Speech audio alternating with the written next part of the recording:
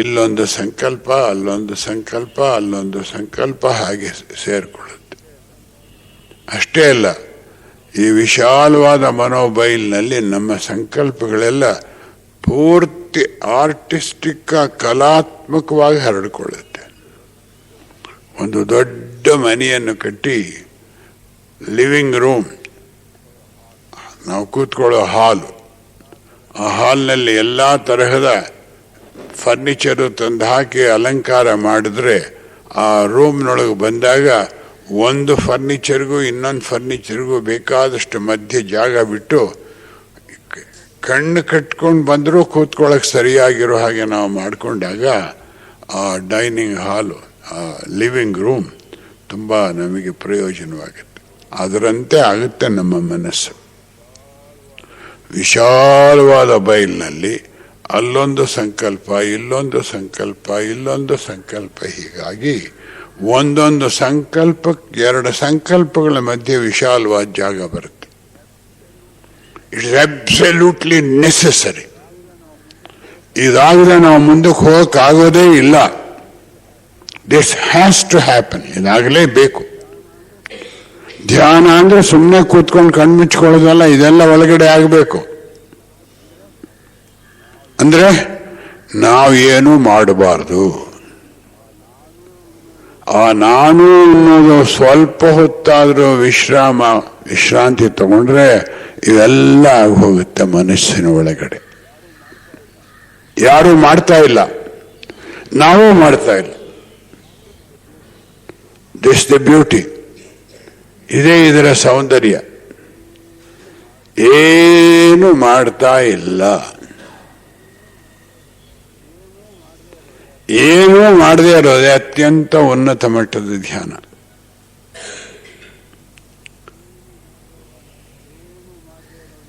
ಏನು ಮಾಡದೇ ಇರೋದು ಏನು ಹೇಳಿ?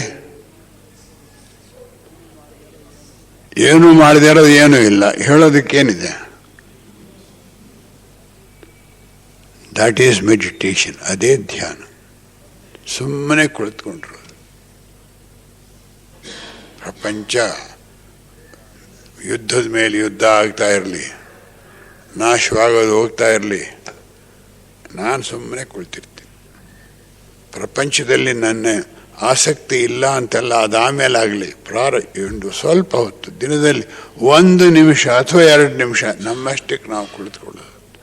ಟಿ ವಿ ಆನ್ ಮಾಡೋದು ಬೇಡ, ರೇಡಿಯೋ ಆನ್ ಮಾಡೋದು ಬೇಡ, ಮೊಬೈಲ್ ಫೋನ್ ದೂರ ಇಟ್ಬಿಡ್ಬೇಕು, ಟೆಲಿಫೋನ್ ಯಾರಿಗೂ ಮಾಡಬಾರ್ದು. ಬಂದರೆ ಬೋರ್ಡ್ ಹಾಕ್ಬಿಡೋದು. ಪಾರ್ಸಾರ್ಥ ಅಯ್ಯಂಗಾರ್ ಅಂತ ಚಿತ್ತೂರಿನಲ್ಲಿದ್ದರು.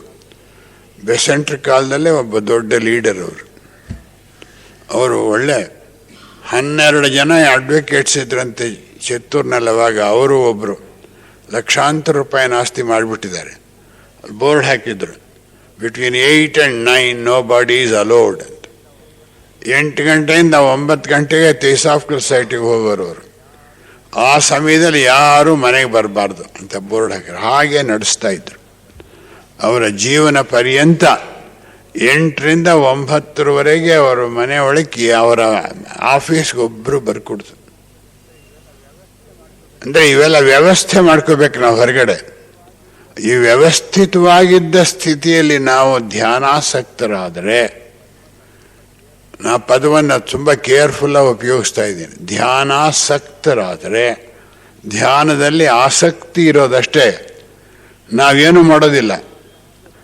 ಧ್ಯಾನಾಸಕ್ತರಾದರೆ ಯಾವ ವಿಧವಾದಂಥ ಒಂದು ಹೊರಗಿನ ಉಪಕರಣಕ್ಕೆ ನಾವು ಆಧಾರ ಪಡೆದೇ ಹೋದರೆ, ಸುಮ್ಮನೆ ನಮ್ಮಷ್ಟಕ್ಕೆ ನಾವು ಕುಳಿತಿದ್ರೆ ಕೆಲವು ಸೆಕೆಂಡ್ಗಳಲ್ಲಿ ನಮ್ಮೊಳಗೆ ಈ ಮಹಾಪರಿವರ್ತನೆಯಾಗ್ಬಿಡುತ್ತೆ. ಸಂಕಲ್ಪಗಳೆಲ್ಲ ಹರಡಿ ವಿಶಾಲವಾದ ಮನಸ್ಸಿನ ಜಗತ್ತಿನಲ್ಲಿ ಅಲ್ಲೊಂದು ಇಲ್ಲೊಂದು ಇಲ್ಲೊಂದು ಅಲ್ಲೊಂದು ಪವಿತ್ರವಾಗಿ ಕಲಾತ್ಮಕವಾಗಿ ತಮ್ಮನ್ನು ತಾವೇ ಅರೇಂಜ್ ಮಾಡಿಕೊಳ್ತವೆ. ಬೇರೆ ಯಾರೂ ಇಲ್ಲ. ಏನಾರು ನಾನು ಮಾಡ್ತೀನಿ ಅಂತ ಹೊರಟ್ರೆ ಮತ್ತೆ ಅವ್ಯವಸ್ಥೆ ಆಗಿಬಿಡುತ್ತೆ.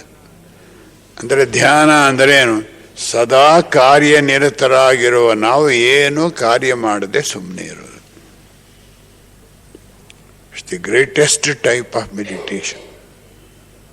ಅತ್ಯಂತ ಉನ್ನತ ಮಟ್ಟದ ಧ್ಯಾನ ಅದು. ಎಷ್ಟು ಸಂತೋಷ ಆಗುತ್ತೆ. ಅಂತರಂಗದಲ್ಲಿ ಯಾವ ವಿಧವಾದ ಗೊಂದಲವೂ ಇಲ್ಲದೆ ಮೌನವಾಗಿ ಕುಳಿತಾಗ ಮನುಷ್ಯನಿಗೆ ಆಗುವಂತಹ ಆನಂದ ಇನ್ಯಾವುದರಿಂದಲೂ ಸಿಕ್ಕೋದಕ್ಕೆ ಸಾಧ್ಯ ಇಲ್ಲ. ಅಂತಹ ಒಂದು ಸ್ಥಿತಿಯನ್ನು ನಾವು ಮುಟ್ತೇವೆ. ಇದು ಓಂಕಾರದಿಂದ ನಮ್ಮ ಮೇಲಾಗಬೇಕಾದ ಪರಿಣಾಮ. ಓಂಕಾರದಿಂದ ಇದಾಗಬೇಕು ನಮ್ಮಲ್ಲಿ. ಅಂದರೆ ಮನಸ್ಸು ವಿಶಾಲವಾಗಬೇಕು. ಸಂಕಲ್ಪಗಳು ಒಂದರಿಂದ ಒಂದು ದೂರ ಇರಬೇಕು. ಎರಡು ಥರ, ಇಂಟರ್ ಥಾಟ್ ಸ್ಪೇಸ್ ಆಬ್ಸಲ್ಯೂಟ್, ಎರಡು ಪಂಗಡ ಮಾಡಬಹುದು.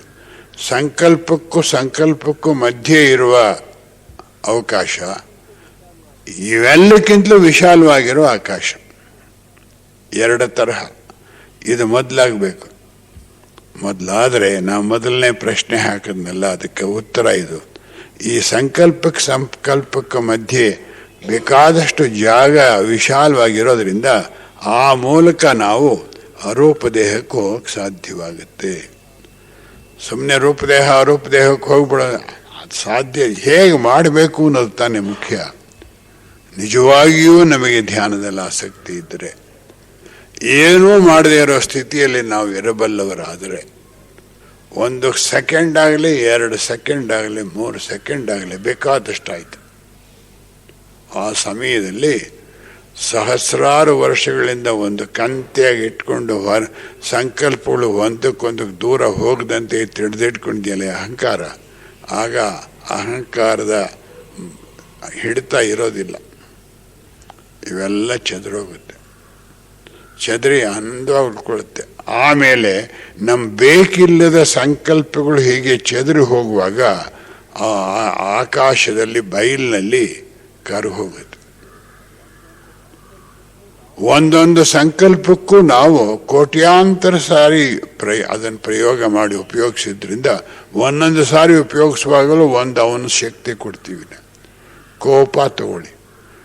ಇವತ್ತು ನಮಗಿರೋ ಕೋಪಕ್ಕೆ ನಾವು ಸುಮಾರು 10 ಕೋಟಿ ಸಲ ಕೋಪ ಮಾಡ್ಕೊಂಡು ಅದಕ್ಕೆ 10 ಕೋಟಿ ಅವನ ಶಕ್ತಿ ಕೊಟ್ಟಿರ್ತೀವಿ.